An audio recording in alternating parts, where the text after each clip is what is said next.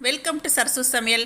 இன்றைக்கி ஒரு சத்தான சுவையான தோசை தான் பார்க்க போகிறோங்க. இது என்ன இலைன்னு பார்க்குறீங்களா? முடக்கத்தான் இலைங்க.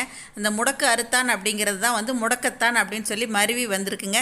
இது கால் வலி, மூட்டு வலி இதுக்கெல்லாம் ரொம்ப ரொம்ப அருமருந்து. இது மழைக்காலங்களில் வேலியில் படர்ந்துருக்குங்க. இதை வச்சுட்டு நம்ம தோசை ஊற்றலாம், சாதம் செய்யலாம், துவையல் அரைக்கலாம், பொடி வெரைட்டிஸ் செய்யலாங்க. இந்த மாதிரியெல்லாம் ரொம்ப பயனுள்ள இந்த முடக்கத்தான் கீரையை வச்சு தான் நம்ம இன்றைக்கி ஒரு தோசை ஊற்ற போகிறோங்க.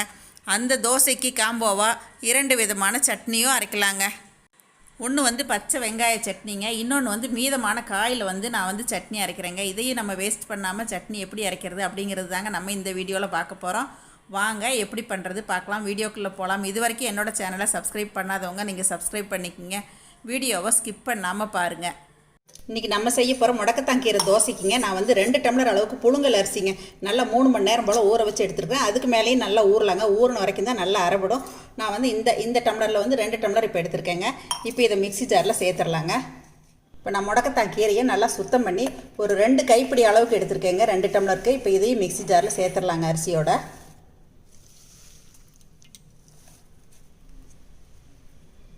தேவையான அளவுக்கு தண்ணியும் சேர்த்துக்கலாம்.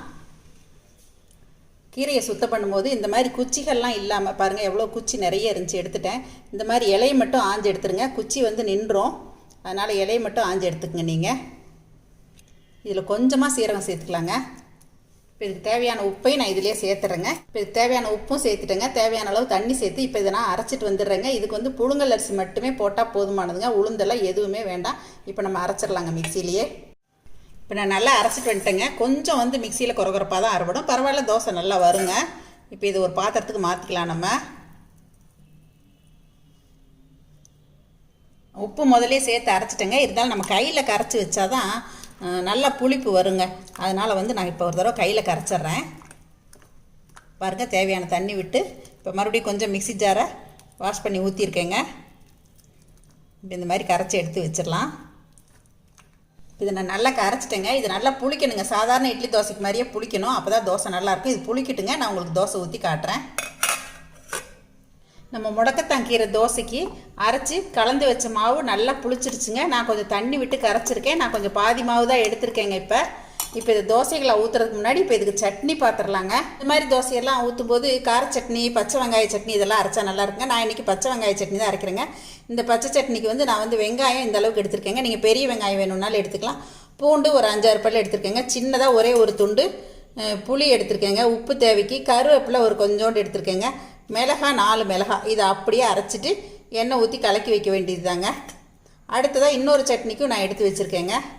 இப்போ இது மீந்து போன காயில் ஒரு சட்னிங்க. நான் சொரக்காய் பொரியலும் கொஞ்சம் கேரட் பொரியலும் ரெண்டுமே கொஞ்சம் கொஞ்சம் மீதி ஆயிடுச்சு. இப்போ இதையும் வேஸ்ட் பண்ணாமல் நான் நைட்டுக்கு ஒரு சட்னி அரைச்சிருவேங்க.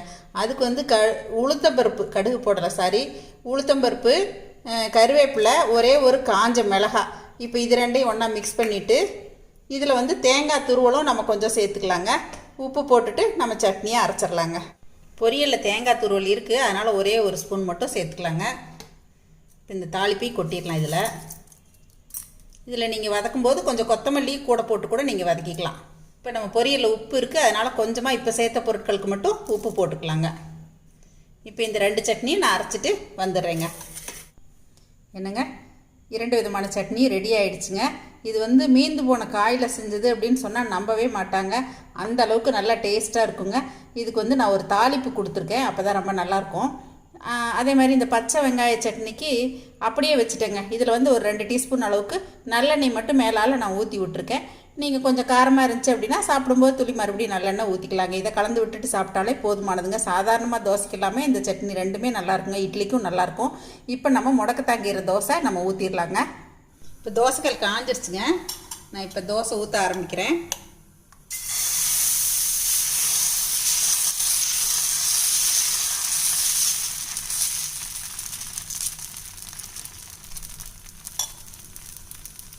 கொஞ்சம் சுற்றிலே எண்ணெய் விட்டுக்கலாங்க. பாருங்கள், இந்த தோசை பார்க்கும்போதே எவ்வளோ கலராக இருக்குது.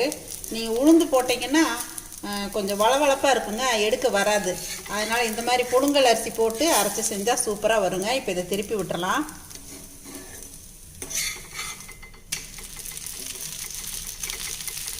அடுப்பை குறைச்சி வச்சே எடுத்தால் இந்த கலர் மாறாமல் நம்ம எடுத்துக்கலாங்க. திருப்பி விட்டு 2 நிமிஷம் ஆயிடுச்சுங்க. நம்ம இந்த தோசையை எடுத்துடலாம்.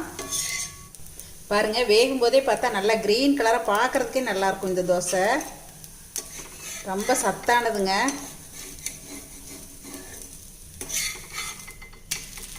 அடுப்பை நல்லா குறைச்சி வச்சுட்டு மிதமான தீயிலேயே நான் எல்லா தோசைகளையும் ஊற்றி எடுத்துகிட்டு வந்துடுறேங்க.